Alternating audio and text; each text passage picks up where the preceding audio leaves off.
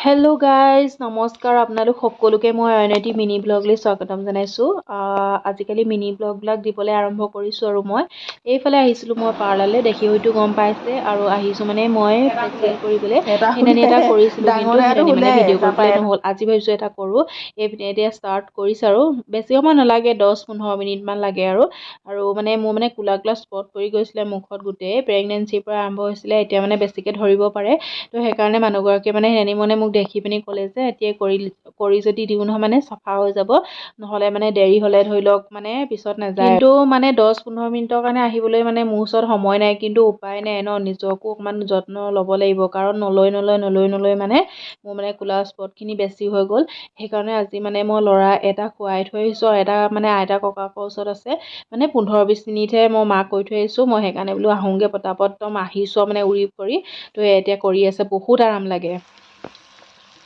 এইপিনে আকৌ এতিয়া বনাই আছোঁ মাংস গম পায়নে আহি একদম মাংস আনি থোৱা আছিলে গাহৰি মাংস